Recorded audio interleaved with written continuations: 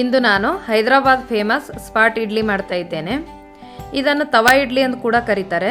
ಇದಕ್ಕೆ ಬೆಣ್ಣೆ, ಸ್ವಲ್ಪ ಖಾರದ ಪುಡಿ, ಈರುಳ್ಳಿ ಹಾಗೂ ಇನ್ನಿತರ ಸಾಮಗ್ರಿಗಳನ್ನು ಬಳಸಿ ತಯಾರಿಸಲಾಗುತ್ತೆ. ಈ ಸ್ಪಾಟ್ ಇಡ್ಲಿಗೆ ಹೈದರಾಬಾದ್ನಲ್ಲಿ ಭಾರಿ ಡಿಮ್ಯಾಂಡ್ ಇದೆ. 2 ಇಡ್ಲಿಗೆ 70 ರಿಂದ 80 ರೂಪಾಯಿ ಬೆಲೆ ಇರುತ್ತೆ. ಆದರೆ ಈ ಇಡ್ಲಿಯನ್ನು ನೀವು ಮನೆಯಲ್ಲೇ ತಯಾರಿಸ್ಕೋಬಹುದು. ಇದು ಬೆಳಗಿನ ತಿಂಡಿಗೂ ತಿನ್ಬೋದು, ಸಾಯಂಕಾಲ ಸ್ನ್ಯಾಕ್ಸ್ ಆಗಿಯೂ ಕೂಡ ತಿನ್ಬೋದು. ತುಂಬ ಈಸಿಯಾಗಿ ಮನೆಯಲ್ಲಿ ಯಾವ ಥರ ಮಾಡೋದು ಅಂತ ನೋಡ್ಕೊಳ್ಳೋಣ. ಆದರೆ ಅದಕ್ಕೂ ಮೊದಲು ನಮಸ್ಕಾರ, ಪಾಕಶಾಸ್ತ್ರ ಚಾನಲ್ಗೆ ಸ್ವಾಗತ.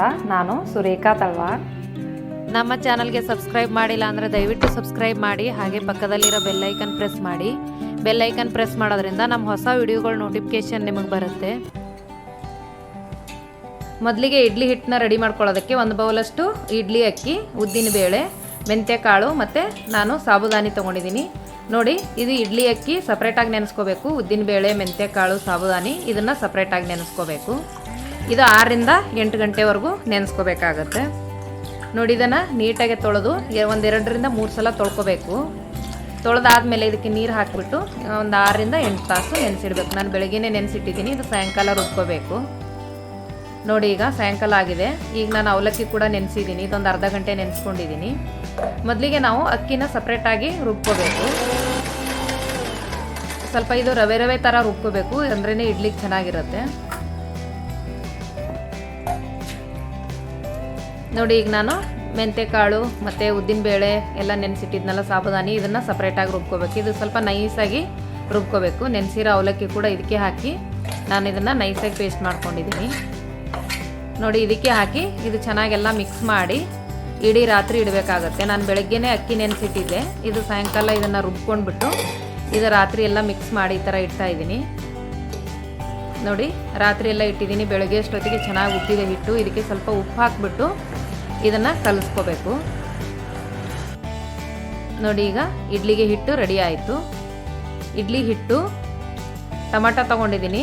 1 ಟೊಮೆಟೊ ಸಣ್ಣದಾಗಿ ಕಟ್ ಮಾಡಿ ತೊಗೊಂಡಿದ್ದೀನಿ. ಈರುಳ್ಳಿ, ಕ್ಯಾರೆಟ್ ತೊಗೊಂಡಿದ್ದೀನಿ. ಬೆಣ್ಣೆ ಬೇಕಾಗುತ್ತೆ ಸ್ವಲ್ಪ. ಇದು MTR ಸಾಂಬಾರು ಪೌಡ್ರ್ ತೊಗೊಂಡಿದ್ದೀನಿ. ಇದು 1-2 ಟೇಬಲ್ ಸ್ಪೂನಷ್ಟು. ಅರಿಶಿನ ಪುಡಿ ಸ್ವಲ್ಪ ಕೊತ್ತಂಬರಿ ಸೊಪ್ಪು, ರುಚಿಗೆ ತಕ್ಕಷ್ಟು ಉಪ್ಪು ತೊಗೊಂಡಿದ್ದೀನಿ. ನೋಡಿ, ಈಗ ಒಂದು ತವಾದಲ್ಲಿ ಸ್ವಲ್ಪ ಬೆಣ್ಣೆ ಹಾಕಿ ಇದಕ್ಕೆ ನಾನು ಸ್ವಲ್ಪ ಈರುಳ್ಳಿ ಹಾಕ್ತಾಯಿದ್ದೀನಿ. ಈರುಳ್ಳಿ ಮುಂಚೆನೇ ಸ್ವಲ್ಪ ಹುರ್ಕೋಬೇಕು. ಇದು ಹುರಿದಾದ್ಮೇಲೆ ಇದಕ್ಕೆ ನಾನು ಟೊಮೆಟೊ ಹಾಕ್ತಾಯಿದ್ದೀನಿ. ಈಗ ನಾನು ತುರಿದಿರೋ ಕ್ಯಾರೆಟ್ನ ಹಾಕ್ತಾಯಿದ್ದೀನಿ. ಸ್ವಲ್ಪ ಕೊತ್ತಂಬರಿ ಸೊಪ್ಪು ಹಾಕ್ತಾಯಿದ್ದೀನಿ. ಇದಕ್ಕೆ ಎಷ್ಟು ಬೇಕೋ ಅಷ್ಟು ಮಾತ್ರ ನಾವು ಉಪ್ಪು ಹಾಕೋಬೇಕು. ಇಡ್ಲಿ ಹಿಟ್ಟಿಗೆ ಆಲ್ರೆಡಿ ಉಪ್ಪು ಹಾಕಿರ್ತೀವಿ. ಸ್ವಲ್ಪ ಅರಿಶಿನ ಪುಡಿ, ಸ್ವಲ್ಪ ನಾನು MTR ಸಾಂಬಾರು ಪೌಡ್ರ್ ಹಾಕ್ತಾಯಿದ್ದೀನಿ. ಅಚ್ಕಾರದ ಪುಡಿ ಕೂಡ ಹಾಕೋಬಹುದು. ಇಲ್ಲಾಂದರೆ ದೋಸೆಗೆ ಒಂದು ಪೌಡ್ರ್ ಬರುತ್ತೆ, ಹುಡಿ ಮಸಾಲೆ ದೋಸೆ ಅಂತ ಮಾಡ್ತಾರೆ. ಆ ಪೌಡ್ರ್ ಏನಾದರೂ ಇದ್ದರೆ ಅದನ್ನು ಹಾಕ್ಕೊಳ್ಳಿ. ಇಲ್ಲ ರೆಡಿಮೇಡ್ ಕೂಡ ಸಿಗುತ್ತೆ, ಆ ಪೌಡ್ರ್ ಹಾಕಿದ್ರೆ ಇನ್ನೂ ಟೇಸ್ಟ್ ಆಗುತ್ತೆ. ನೋಡಿ, ಈ ಥರ 4 ಭಾಗ ಮಾಡಿ ಇದ್ರ ಮೇಲೆ ನಾನು ಇಡ್ಲಿ ಹಿಟ್ಟನ್ನ ಹಾಕ್ತಾಯಿದ್ದೀನಿ. ಇದಕ್ಕೆ ಚಟ್ನಿ ಆ ಥರ ಏನೂ ಬೇಡ, ಹಾಗೇ ತಿನ್ಬೋದು. ತುಂಬ ಟೇಸ್ಟಿಯಾಗುತ್ತೆ.